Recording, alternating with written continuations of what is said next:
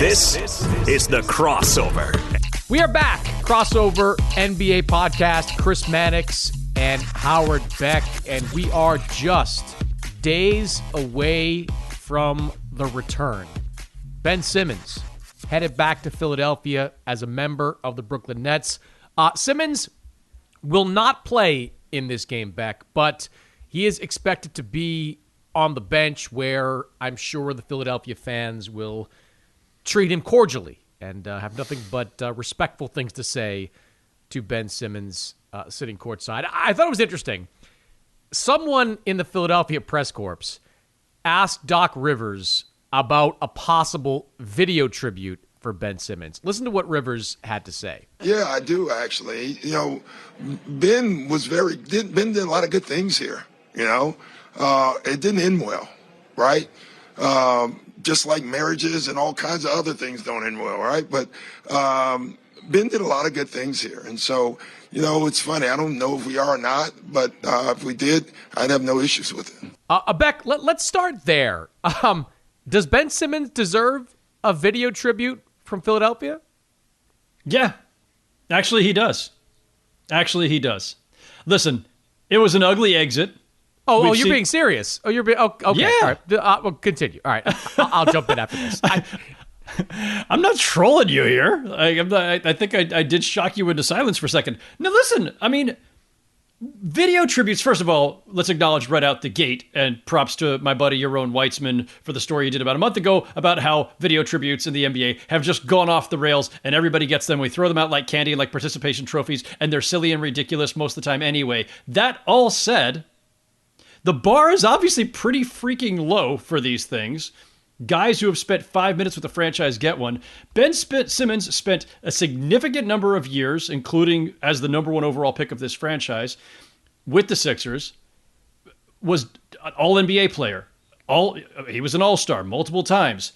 He and Joel Embiid together, of course, led them deep into playoff series multiple times. He is a significant player in this franchise's history and did great things while there. That is the definition of a player that you normally extend a tribute to. Now, that said, is there a big fat asterisk because he forced his way out, because he had a horrific ending with that postseason performance last spring, and because he not only forced the trade, but sat out for months waiting for that trade? Yeah, all that stuff matters too. But was the balance of his career with the Sixers, or was his career there on balance worthy of a video tribute? By today's NBA standards, easily. We have seen far lesser players who did far less for franchises get video tributes, and I don't see why you don't do it. But plus, by the way, before you shoot me down and mock the living hell out of me for the next 5 minutes, I would just say this: it's the classy thing to do. I know it's going to trigger the fans. The fans are going to be triggered anyway. It's the classy thing to do, and in today's NBA, that's why all these video tributes exist in the first place, is to show we're player-friendly, we appreciate our players, we appreciate players even who left on bad terms, and we want the message sent to all the other players who may one day want to play here that this is how we do things. If there's a video tribute for Ben Simmons, I think the crowd might actually riot after that. I think they might storm the floor in that moment. Ben Simmons does not deserve a video tribute from the 76ers. Howard, he played 4 seasons in Philadelphia. They never advanced past the second round. In his 5th season, he quit. He said, I know we're a contender. We might be able to even win a championship this year. I don't want any part of you, Philadelphia. I don't want to be a member of the 76ers. I understand what you're saying. Like, if you're basing it on what the NBA bar is, where guys that have multiple 10-day contracts are eligible for video tributes down the line. Yes, Ben Simmons, you could make the argument he has earned that type of reception. But given the circumstances, there's no way he should get a video tribute, nor will he get a video tribute. The man quit. Like, he quit on this team. Simple as that. I'm not minimizing the things he went through. I'm not minimizing the mental health part of it. But he decided a long time ago he was done with Philadelphia. And when you quit like that, you can't go back and expect any type of positive reception. I don't remember for sure, Chris. Did James Harden get his video tribute in Houston? Because he quit. Now, granted, he did more there. He was there longer and took them farther. But this is what I'm saying. It's a sliding scale. Let's just acknowledge that. It's a sliding scale, and it takes into account maybe longevity with the team, maybe level of success by yourself and the team's success, and maybe the how ugly the exit was. It's probably all baked in there somewhere. But Ben Simmons spent a good amount of time there. By the way, they had the best record in the NBA last season. 49-23 in a shortened season. That would have translated to, 55 wins in a normal season. He was a part of good teams, a 52-win team, a 51-win team. No, they never made it out of the second round of the playoffs, but they did make multiple trips to the second round of the playoffs as a team built around two youngish stars. Let me put it this way. Let me give you a big, crazy, hypothetical if to set this off. If Ben Simmons had gotten the trade that he wanted last summer, still not leaving as a free agent, still forcing his way out, still asking for a trade, demanding a trade, however you want to frame it, and got that trade so that we don't have all the ugliness of him just sitting out games and all the haziness of motivations and all this stuff, and it doesn't tank their season at the outset, and the other season's fine, obviously, because of Embiid. Would he have gotten a video tribute then? Do you think it's okay if he had simply been traded in July and came back in November as a member of the Nets? Does he get a video tribute then? Or is it just the ugliness of that 54-game pseudo strike? Yeah, but Howard, that fits the phrasing of, other than that, Mrs. Lincoln, how was the play? Like, that actually happened. Like, what happened with Ben Simmons over the last 50-plus games and all the nastiness that's gone on, that happened, and that's part of the narrative. But my point is, what he had done for the franchise up until all of that ugliness, of course, yeah. I mean, given given what the bar is, which is so low you can't even see it for video tributes nowadays. Yes, then maybe Ben Simmons would have gotten a video tribute from the team, but this year happened. You can't just erase that. So I'm not erasing it. I'm just saying when he comes back, there'll be no video tribute. There will be no warm reception. I give Ben some credit for going and sitting on the bench. Like, I don't know what that's going to be like for him. I love, by the way, I love where we are as the media in the year 2022. The breathless reporting around, he's going to be on the bench. He's going to sit on the bench. Now today, Steve Nash confirms, yes, Ben Simmons will, in fact, be on the bench. Ooh, I mean, my gosh, like the trivia that we get mired in right now with the things going on in the world. But anyway, you're gonna get cheese whiz thrown at him from the third row of the stands. It's just, Philadelphia's got to be just ready for that. But yeah, it's I give him credit for going. And my last thought on that, real quick, is this: because we know that Philadelphia does have a reputation. Philly, please do not live down to your reputation. Correct. Sometimes Philly gets defensive about this and says, you're holding us to a higher standard, or you don't call us out for the things that other fans get called out for because we have this rep. All of that may be true. So prove it to us. Do not let this thing get ugly Thursday night. Don't be like, and I'm going to say it, the way Cleveland treated LeBron his first trip back. Having left as a free agent to go to Miami, that was the single ugliest scene I've experienced firsthand in my career. I'm not saying it's the ugliest scene that's ever happened to people. I'm saying that I personally have been witness to in person. That was the ugliest I've ever seen. I hope that Philly doesn't go that route on Thursday. Yeah, I agree with you there. All right, something else I want to talk about off the court. This week, Russell Westbrook, after another tough game, addressed reporters about some of the negativity that's been circling around him. I'm going to paraphrase here because Russ spoke for a while on this, but he was responding to a question about some of the tweets his wife Nina had put out about some of the nasty things that have been said to him. And one of the things Westbrook said was that, like, he's proud of his name, and hearing things like Westbrick, he's let that go in the past. He's not going to let that go anymore. So it goes without saying, and you kind of touched on this with, the Philadelphia Simmons stuff, Cleveland. Like, there's a line, right? Like, there's a line that should never, ever be crossed. And if you're making, whether it's on social media or otherwise, personal attacks, death threats, whatever it may be, no place anywhere for that.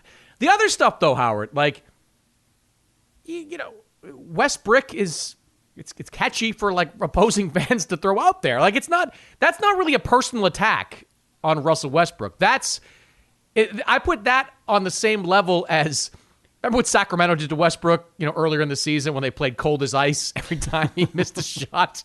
Like, it's just it kind of goes with it. So like, I feel like there is room in the game for like a healthy heckling, like a healthy, like it's, you shouldn't, again, there are lines you can't cross, but if you have something clever to say at a guy, and if you're trying to rattle them, that's kind of part of the home court advantage. It's kind of part of it's baked into what, teams get from playing games on their home floor. I don't know how you feel about that. Like, I can certainly sympathize with Russell Westbrook and the year he's gone through. The spotlight's been on him. He's been blamed almost entirely for the Lakers' struggles, when the reality is there are layers, as you know, to the Lakers struggling. There's Anthony Davis not being healthy and struggling. There's the defense being a disaster. He's been a big part of why they're bad, but he's been sort of isolated as the biggest reason and the reason as to why they're struggling. But I don't know, man. When I hear stuff like, don't use Westbrook, or don't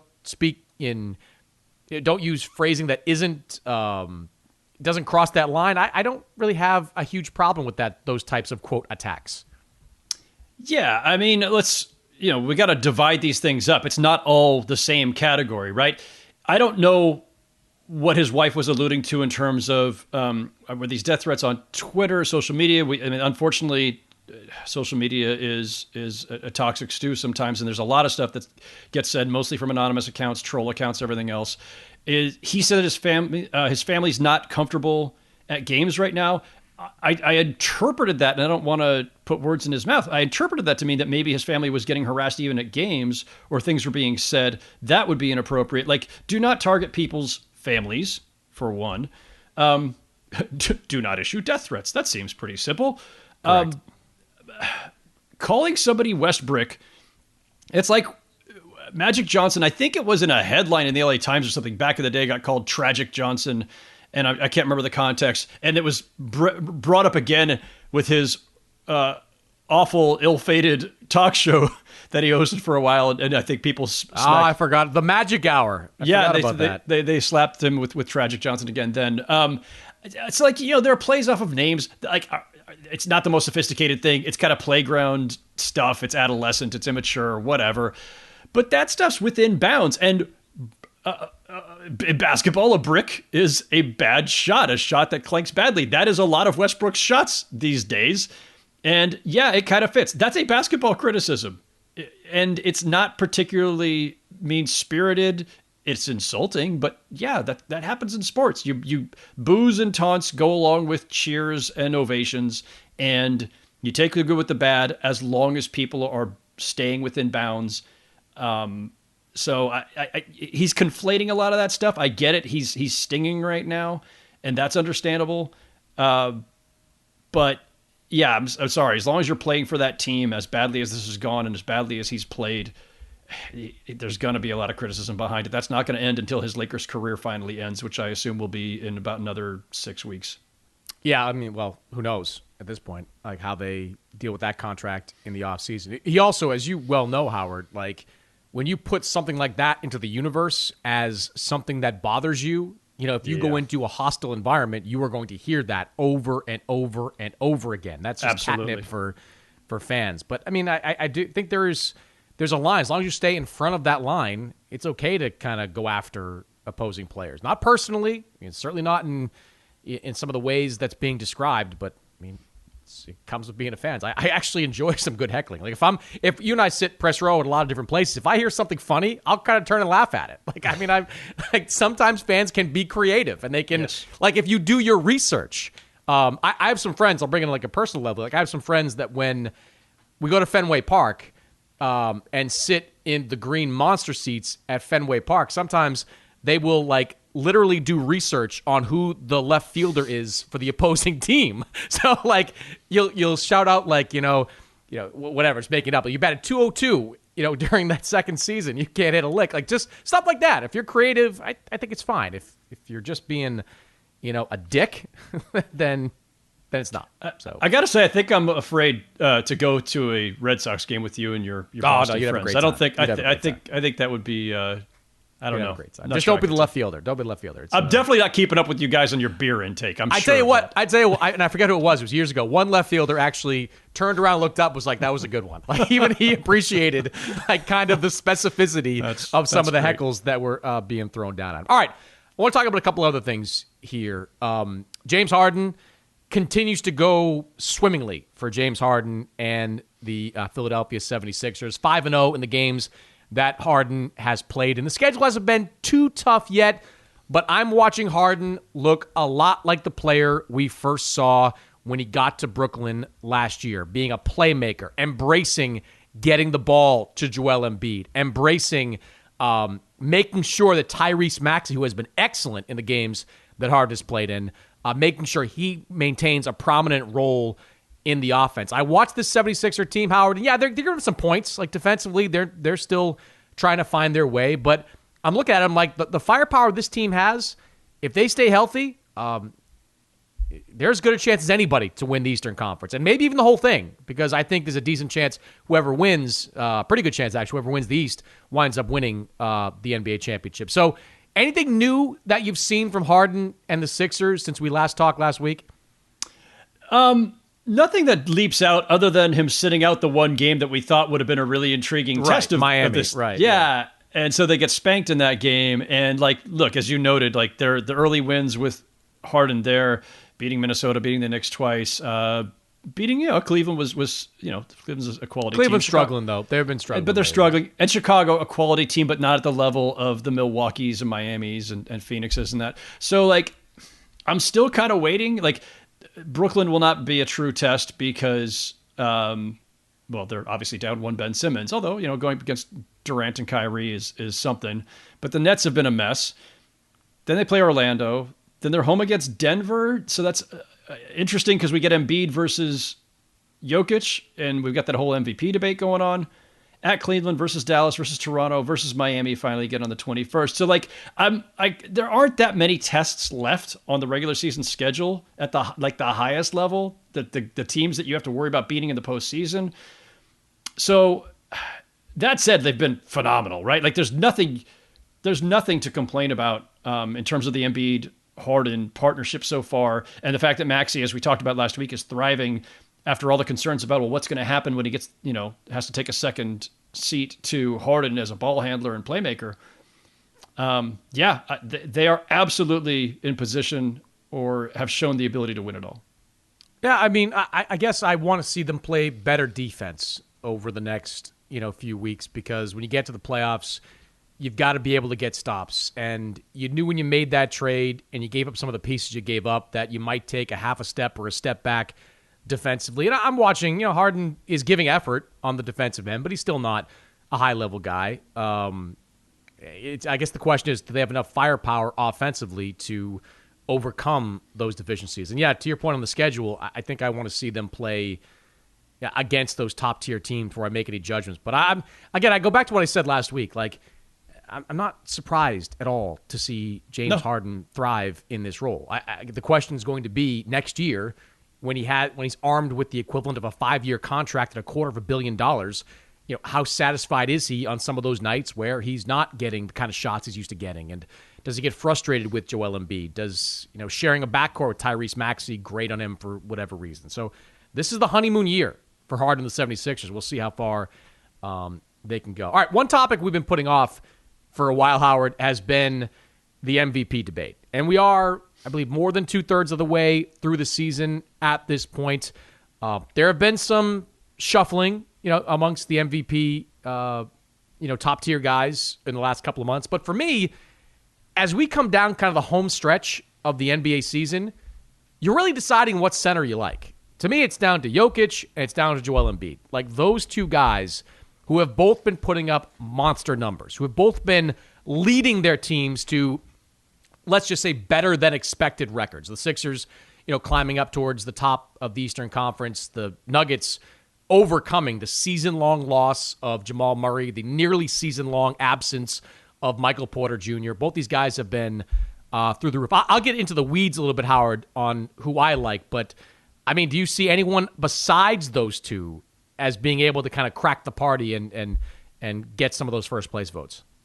Yes. I think this is a 3-man race, not a 2-man race. Giannis Antetokounmpo has to be in there. His stats and Embiid's stats are nearly identical. It depends on which category you're looking at, but they're very, very close in all the key stats, whether it's the counting stats per game averages, their efficiency.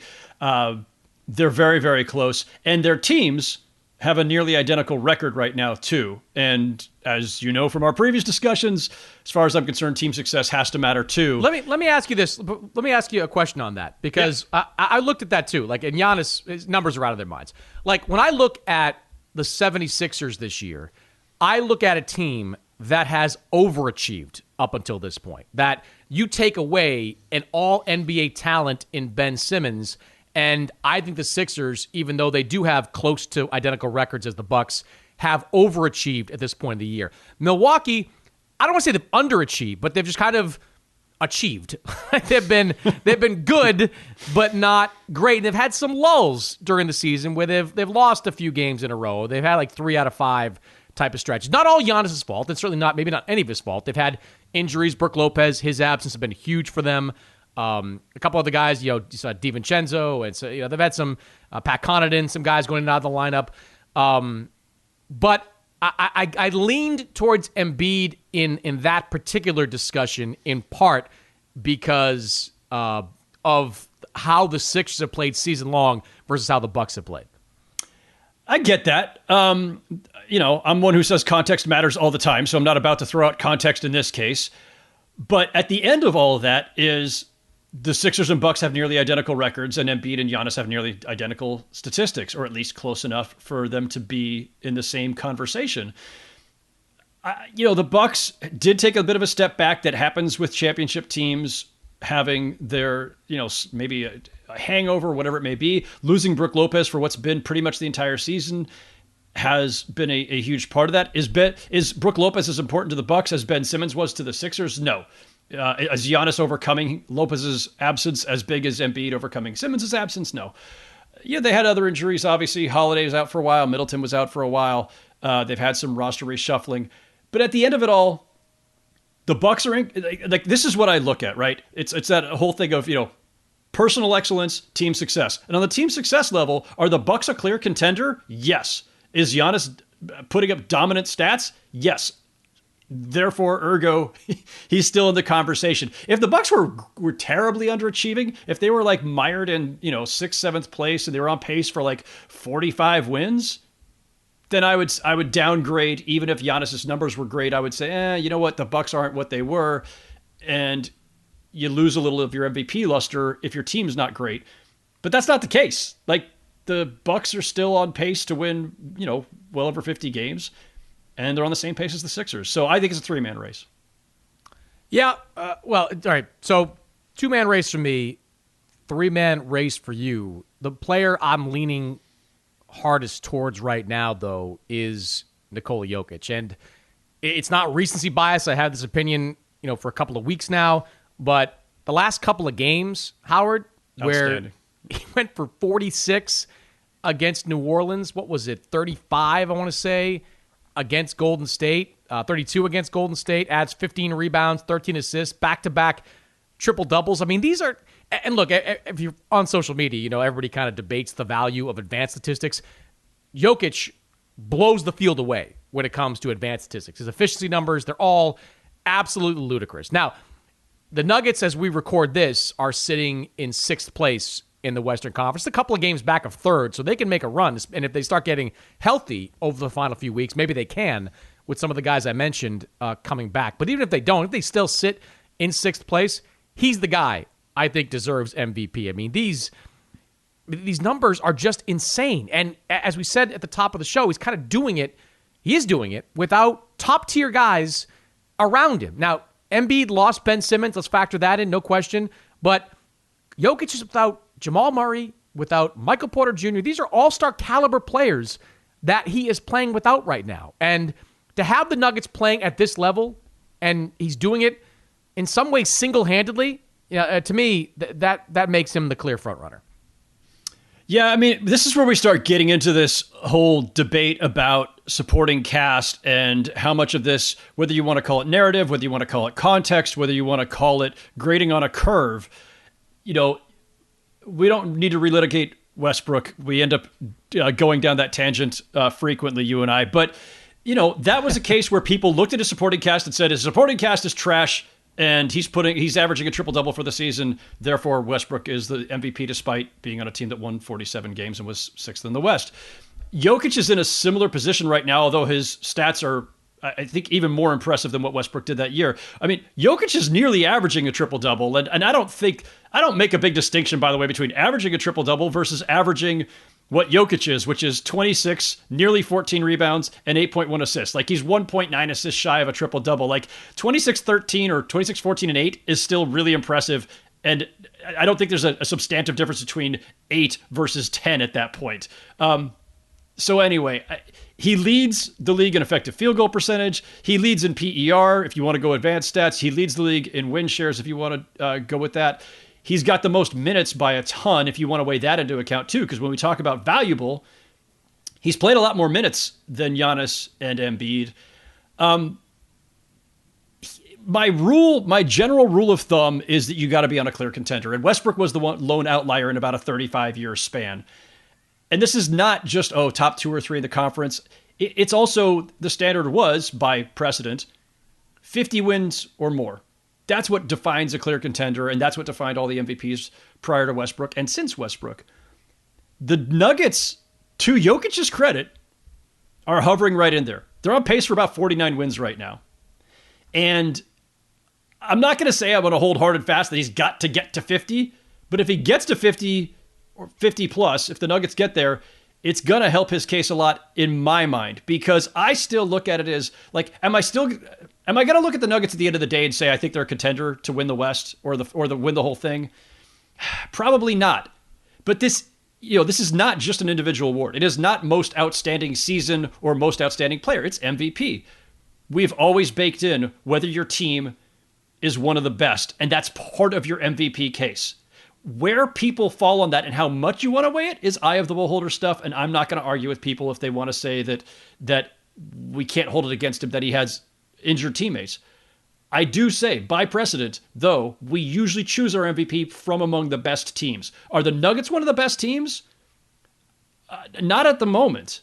But that's where this gets difficult. It's not most outstanding player. It's not gaudiest stats. It's not best advanced stats.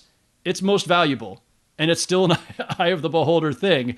Right now, I would have Jokic probably a notch below Giannis and Embiid because of that primarily. But does your opinion then swing? Like, let's say in the next few weeks, the Nuggets get one or more guys back into the mix and they wind up as the number 3 seed in the Western Conference. Like, is that high enough? Because they are, I don't have it in front of me, but I think only a couple of games back of the 3rd seed in the conference. Like, if they get to that point, does that entirely change your calculus? Right, and I want to make a quick aside here about the records, because people have said, like, oh, well, their record isn't any different than like the Sixers or whatever, so standings are irrelevant. Well, standings are still somewhat relevant because it does speak sometimes to the strength of the conference and the competition you're going against, and so you have to factor that in. But I'm looking at it more of not where you are in the standings. It's more about that 50-win mark. That's the sign of a top-tier team, is at least 50 wins. If you're below that mark, most NBA seasons, you're looking at a team that's probably a first round out, maybe gets to the second round. It's not a contender. 50 plus, and obviously the higher you go, the more legit you are as a contender. And the MVP, aside from the Westbrook year, for about 35 years, has always come from a clear contender. So it's not where they get in the standings, Chris, to me. It is about the win total, and whether they finish on a note where it looks like, you know what? I actually think the Suns and Warriors and Grizzlies have something to worry about with the Nuggets. And let's see, maybe they get there, and maybe Murray comes back. Maybe Michael Porter Jr. comes back. Nothing detracts from how outstanding Jokic's season or historic his season has been. And by the way, I voted for him last season, so this is not some anti-Jokic thing either. I voted for him last season. But this goes to my point. Why did Jokic win it last year? Because the Nuggets were elite. Why is LeBron not in the discussion this time? LeBron's putting up MVP caliber statistics. He's not in the discussion because the Lakers are a disaster, so he doesn't deserve to be. So you cannot extract the team success from the individual when you're talking about MVP. It's always been part of it. Why is DeRozan a candidate now with the Bulls? Well, doing mostly the same kinds of things he's always done. He wasn't a candidate in Toronto. He wasn't a candidate in San Antonio. But his addition to the Bulls elevated the Bulls to a level where we said, you know what? This team is for real now. And DeRozan is the guy who put them over the top. So yes, team success has always been part of this. And you cannot separate these things. Yeah, you make some good points all the way around. I do think you mentioned Westbrook a couple of times. There are almost shades of that with Jokic this year because of how much the Nuggets have lost. You see the astronomical numbers he's putting up. You look at the players the Nuggets have been without. I do think if Jokic winds up and the Nuggets wind up in the top 3 in the Western Conference standings, there will be a surge of support that goes his way. I agree. Yeah, so it's going to be close, though. Apparently, if you've got, you're leaning more Giannis than Embiid, that side of it, and I'm more Jokic this side of it, it'll be interesting to see what the final results are. Last thing for you, Howard. Gregg Popovich, now 1 win away from being the all-time winningest coach in NBA history, tied with Don Nelson as we record this. They play on Wednesday, San Antonio does.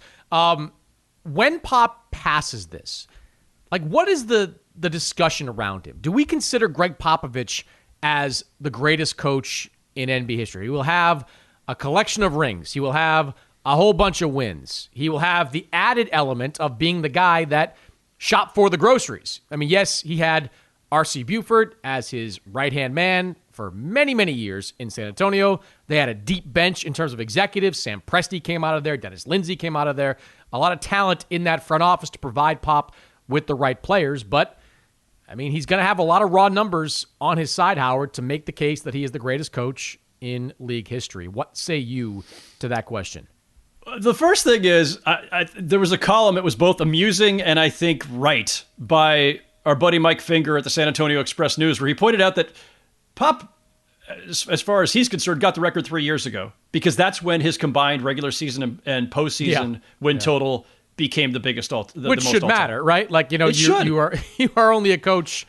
I mean, your greatness is validated in the postseason. That's when you need to win the game. Listen, if Pop had achieved this same win total that is going to give him the all-time lead over 26 seasons, but had never won a championship, we're not talking about him the same way. We'd be talking about him the way we talk about Don Nelson, who he's about to pass, who he's tied with at the moment. So, to me, Pop getting that record changes nothing. We already thought he was one of the all-time greats. And we thought he was one of the all-time greats because he won 5 championships over a 15-year span in which he had to make a lot of adjustments in personnel and style along the way. If we're going to do this thing, you know me, I hate trying to pick, who is it? Is it Pop? Is it, Auerbach? Is it Phil Jackson? Is it Pat Riley? I hate the discussion because the contexts are so different and the cases are so different. But if we're going to start putting their numbers up against each other, Pop gets the all-time win total in part because of longevity. This is his 26th season. Pat Riley had 24. Phil Jackson had 20. Longevity matters, but if you start looking at the rest of the top 15, top 20 in all-time wins among coaches, you'll find a lot of guys who are higher in the standings than guys who should be ahead of them when we talk about who's the better coach, right? George Karl's way up there. He got a lot of jobs over a long period of time. Is George Karl better than Red Auerbach? No. And there's a lot of those you could point to. So here's what I look at. Phil Jackson, 20 seasons, 11 championships. That's a success rate that's pretty hard to top. 3 separate three-peats within them. And it was actually 4 different teams, if you think about it. The Bulls were 2 different teams. It was Scottie and Michael with a completely different supporting cast the second time through. Shaq and Kobe win 3. They trade Shaq. They completely reconstitute. And now it's Kobe and Powell and Bynum and Odom and all those guys. So Phil Jackson had 3 three-peats. He had championships with kind of 4 different squads in a sense. He's 11-2 in the finals. His regular season, since we're doing regular season wins for this record that Pop we're talking about, his regular season winning percentage, Phil Jackson, was 70.704. Pop is at .658. And granted, Pop went through all these rebuilding years as well. He's coached longer. 5 championships, 5-1 in the finals, never repeated, whatever that's worth. Pat Riley, and this is the only 3 I really looked at this way. Pat Riley, 24 seasons, 5 championships, 4 with the Lakers, 1 with Miami. Went back-to-back in 87 and 88 with the Lakers. 5-4 overall in his 9 finals, and 9 finals is a pretty nice mark on its own. That's 4-3 with the Lakers, 0-1 with the Knicks, 1-0 with the Heat. Regular season winning percentage of .636. And then there's the fact that Pat Riley has been the top basketball exec for the Heat for a very long time and presided over 5 more finals and 2 more titles. But that's his overall resume, not his coaching resume. Mm-hmm. And so, like, there's a lot that you can factor into these things, especially like all-time greatest coach, greatest modern day coach, greatest coach in the free agency era. I don't know. They all deserve to be discussed, I guess, is the thing. And what Pop has done is absolutely remarkable. And I think Pop will be the first one when he gets it to say he'll downplay it to the hilt.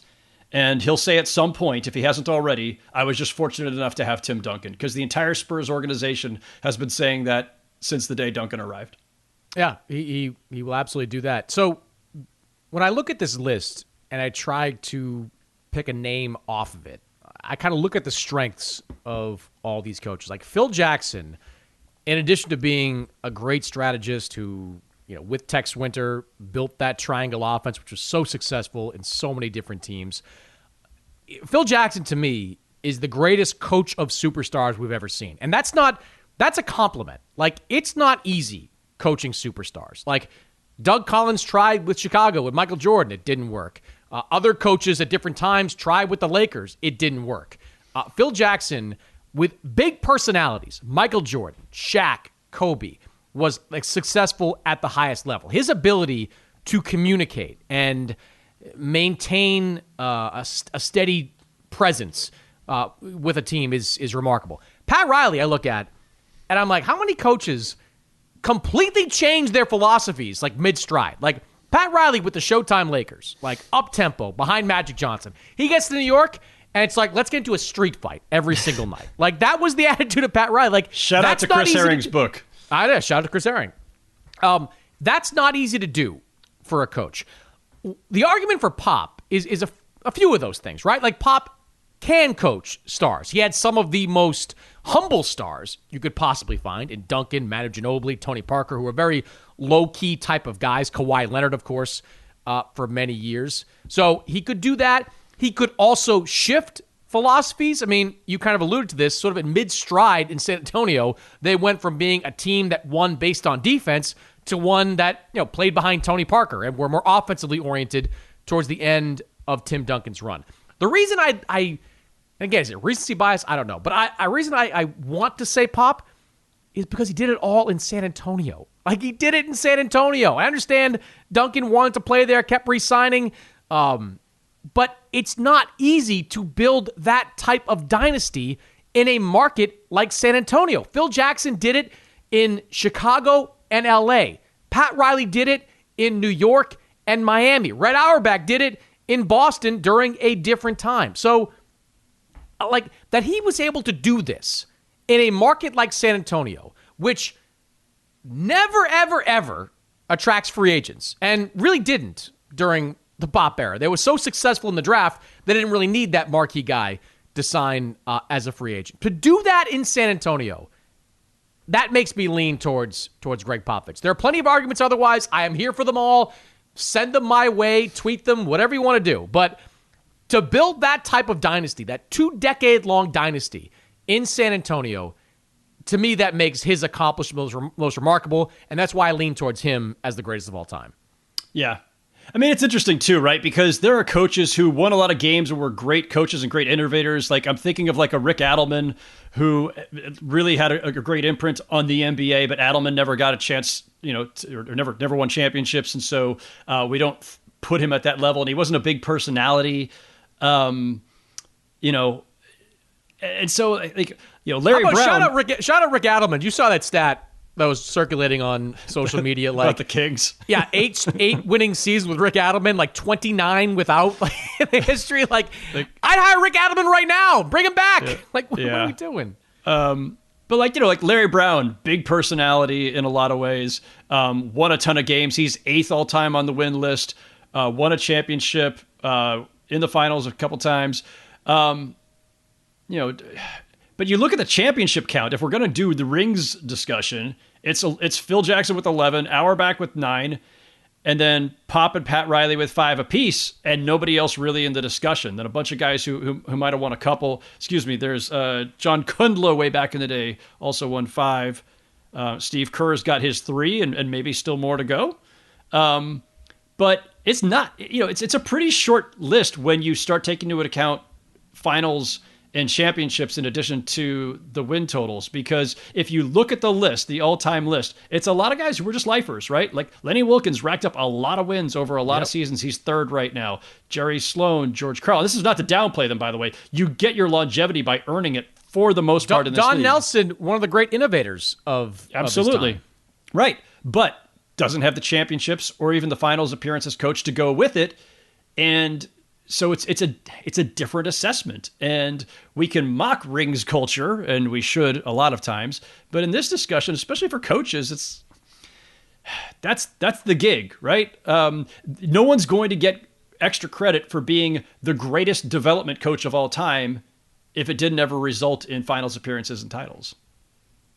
Yeah, well, we'll see. It's certainly a discussion that will be had for weeks and months after Pop breaks this record. Who long knows when Pop retires? Maybe it's this year, maybe it's next year, but could add to that win total even more in the years to come. Howard, good stuff, man. We'll do it again next week.